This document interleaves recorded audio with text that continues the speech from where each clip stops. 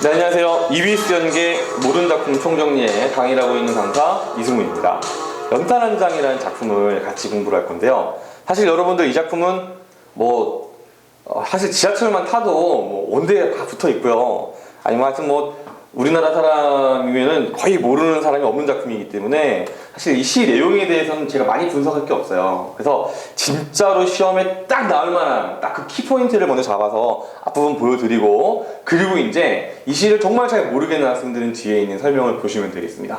자, 그럼 이 작품은요, 뭐가 정말 중요한 포인트냐. 자, 주제를 보시면 이타적 삶을 살지 못한 자신에 대한 반성이라고 하는데, 사실 여기서 끝나는 시가 아니에요. 그 이유는 보세요. 일단 이 작품 안에 연탄에 대한 설명이 나와 있죠.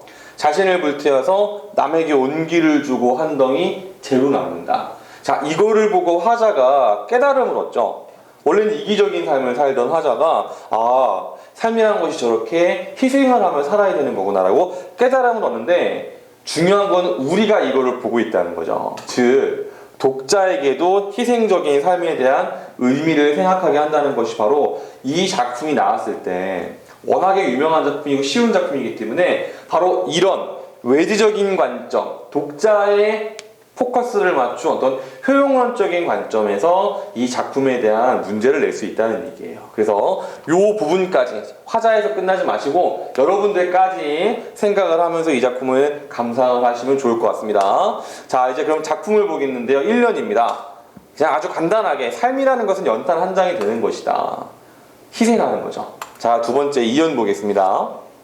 방구들이 선득선득해지는 이런 감각적인 표현들은 정말로 수능에 자주 나오는 표현들이기 때문에, 자, 여러분들 이런 거는 꼭 체크를 하면서 봐야 되겠습니다. 방구를 선득선득해지는 날부터 이듬해 봄까지 조선팔도거리에서 제일 아름다운 것은, 조선팔도에서 제일 아름다운 것은 한가인이죠? 라고 농담을 던져봤는데, 네. 자, 제일 아름다운 것은 연탄차가 부릉부릉 힘쓰며 언덕길을 오르는 거래요. 여기서 우리가 확인할 수 있는 것이 바로 화자의 연탄에 대한 예찬적인 태도, 예찬적인 표현이 들어가 있으니까. 왜냐? 연탄차가 부릉부릉 힘쓰면서 언덕길을 오르는 이유가 바로 자기를 불태워서 온기를 나눠주기 위해서 그런 거죠. 이것을 아름답게 바라본 겁니다. 자, 그래서 해야 할 일이 무엇인가를 알고 있다는 듯이 연탄은 일단 제 몸에 불이 옮겨 붙었다 하면은요, 하염없이 뜨거워지는데, 잠깐 제가 설명이 넘어왔죠? 이 부릉부릉은 음성상징어인데요. 알아두시고 가겠습니다. 다시.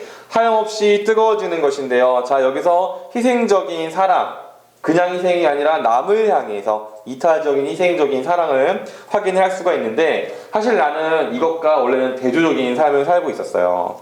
매일 따스한 밥과 국물을 퍼 먹으면서 몰랐습니다.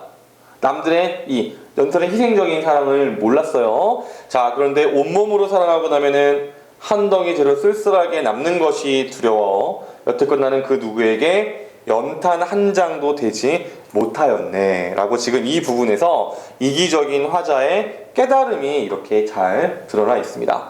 자, 그래서 마지막 면을 보시면은요, 생각하면 삶이란 나를 산산이 으깨는 거예요. 그래서 눈이 내려 세상이 미끄러운 어느 이른 아침에 나 아닌 그 누가 마음 놓고 걸어갈 그 길을 만들 줄을 몰랐대요. 자, 여기서 지금 이 시를 읽는 독자들은 또 다른 감동을 느끼게 되는 이유가, 자, 원래 불타고 자기는 한 덩이 재로 남는 것이 연탄인데, 심지어 그 한 덩이 재조차도 다 부서져서 남들을 위한 길을 만드는, 정말 끝까지 희생하는 연탄의 모습이 드러나 있습니다. 사실 근데 여러분들 이거 무슨 말인지 모릅니다. 왜냐면은 여러분들은 연탄을 본 적이 별로 없어요. 연탄이요, 이게 아궁이에 불을 떼는 것까지는 어디 본 적이 있을 겁니다. 근데 이 재가 어떤 역할을 하냐면요, 예전에 이제 그 비탈진 길 같은 데는 눈 오고 그러면 굉장히 미끄러워요. 원래 그러면은 이제 모래나 소금을 뿌려야 되는데 그거 다 돈이죠. 근데 이제 가장 좋은 게 뭐냐면은, 어차피 난방하려고 쓴 연탄재가 있잖아요. 그거를 뽀개가지고 길에다 뿌려놓잖아요. 그럼 덜 미끄러워요. 이런 용도로 사용된 것이 연탄이었습니다. 어쨌든, 자, 그래서 이 모습에서 마지막까지 희생하는 연탄의 모습을 발견을 했는데, 자, 여기서 나는 이라고 해서 도치가 되어 있죠. 도치는 잘 아시겠지만 하고자 하는, 어떤 전달하고자 하는 말을 강조하는 그런 역할을 하는 표현법입니다. 그리고 또 중요한 거, 자, 여기 네라는 어미가 계속 반복돼요. 근데 뭐뭐하네는요 두 가지 기능이 있습니다. 첫 번째는 그냥 일반적인 진술일 때가 있고, 두 번째는요 어떤 깨달음을 드러내는 표현일 때가 있어요. 궁금한 사람은 표준국어 대사전에 가서 뇌를 쳐보시면 됩니다. 저는 습관입니다, 찾아보는 게. 자, 그래서 이것을 통해서 내라는 어미의 반복을 통해서 내용적으로는 깨달은 반복, 형태적으로는 어떤 이 같은 어미의 반복이라는 운을 강조, 이런 것들이 있다, 이렇게 이해하시고 우리 문제를 보도록 하겠습니다. 자, 적절하지 않은 것은요, 정답은 4번입니다. 감각의 전이라는 것은 하나의 감각이 다른 감각으로 옮겨져야 되는데, 여기서는 선득전도, 선득은 이 촉각이죠. 그래서 전이가 있다라고 보기는 어렵겠습니다. 그래서 1번부터 나머지 설명하면은요, 1번. 일상적인 사물이다. 여러분들에게는 연탄이 일상적이지 않겠지만 이 시를 쓴 그 당시에는 연탄은 일상적인 사물이었습니다. 2번 설명했고, 3번 비유법을 통해서, 자, 비유가 나와 있는 거를 볼까요? 자, 지금 생각하면 삶이란 으깨는 길 앞에도 넘어가서 보시면은, 자, 이 위로 가겠습니다. 아이고. 자, 지금 삶이라는 것도 연탄 같은 거, 이런 식으로 비유가 되었고, 또 하나 뭐냐면요, 해야 할 일이 연탄은 뭔지 알아요. 연탄은 의인화도 되어 있습니다.